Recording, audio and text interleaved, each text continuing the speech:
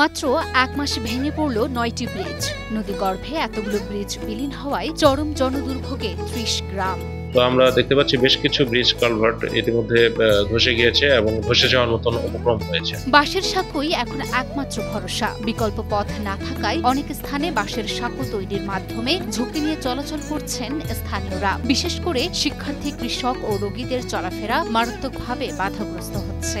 এই পথ দিয়ে চলাচল করে একটা মানুষ যখন অসুস্থ হয় তখন এই পথ দিয়ে যাতায়াত করে। এই পথের কারণে মানুষ অসুস্থ হলেও আমরা যেতে পারিনি।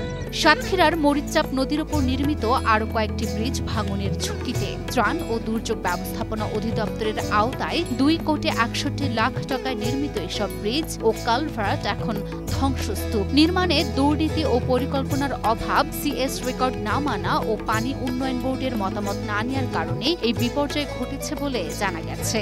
ব্রিজে হাঁটুর উপরে জল ওঠার কারণে আমরা যেতে পারি না। অনেকে যেতে পারে, ভয়ের কারণে অনেকে যেতে পারি না। মাত্র ১ থেকে ১.৫ মাসের ব্যবধানে বাকরা, টিকেট, হেজলডাঙ্গা, চরগোবিন্দপুর, শিমুলবাড়িয়া, জাডারখাল, গাভা ও এল্লারচরের ৯টি ব্রিজ ধসে পড়েছে। ফলে সাতক্ষীরা সদর, দেবহাটা ও আশাশুনি উপজেলার অন্তত ৩০টি গ্রামের সঙ্গে যোগাযোগ পুরোপুরি বিচ্ছিন্ন হয়ে পড়েছে। জেলা সদরে পৌঁছাতে যেখানে ৪ থেকে ১০ কিলোমিটার পথ পাড়ি দেওয়ার কথা ছিল, এখন ২০ কিলোমিটারের বেশি ঘুরে যেতে হচ্ছে। এতে সময়, শ্রম ও অর্থ সবকিছুই বাড়তি ব্যয় পড়ছে। বর্ষা হলে কাদা, বর্ষা অনেক সমস্যা হয়, আমাদের সাইকেল পার করতে অনেক সমস্যা হয়। অনেক ছোট ভাই বোনরা আছে, তাদেরও যেতে আসতে কষ্ট হয়। ২০১৪ থেকে ২০১৮ সালের মধ্যে নির্মিত এসব ব্রিজের দৈর্ঘ্য ছিল মাত্র ১০ থেকে ১৫ মিটার। ২০২১ থেকে ২৩ অর্থ বছরে পানি উন্নয়ন বোর্ড মরিচচাপ নদী পুনঃখনন করলে নদী ফিরে পায় পুরনো রূপ ও প্রশস্ততা। ফলে সামান্য জোয়ারেই দুই পাশের মাটি ধসে গিয়ে ব্রিজগুলো নদীতে ভেঙে পড়ে।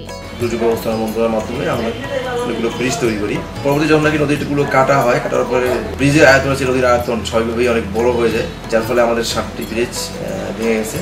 স্থানীয় পানি উন্নয়ন বোর্ড বলছে, ব্রিজ নির্মাণের সময় সিএস রেকর্ড অনুসরণ করা হয়নি, নেওয়া হয়নি তাদের মতামত। বিভিন্ন সময় আসলে নদীর যে প্রকৃত প্রশস্ততা বা খালের যে প্রকৃত গভীরতা, সেগুলো অনেকাংশে বিবেচনায় না নিয়ে বেশ কিছু ব্রিজ কালভার্ট নির্মাণ হয়েছিল। উপজেলা প্রশাসনের পক্ষ থেকে ইতোমধ্যেই স্থানীয় সরকার মন্ত্রণালয়ে নতুন করে ব্রিজ নির্মাণের প্রস্তাব পাঠানো হয়েছে। কর্তৃপক্ষ জানিয়েছেন, আগামী অর্থ বছরে এলজিইডির মাধ্যমে নতুন করে ব্রিজ নির্মাণের কাজ শুরু হবে।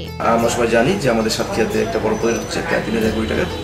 সেই প্রজেক্টের মধ্যে আমরা ৭টি স্পট থেকে ৩টি গুরুত্বপূর্ণ স্পটকে আমরা এলজিডির মাধ্যমে ব্রিজ করার প্রস্তাব দিয়েছি।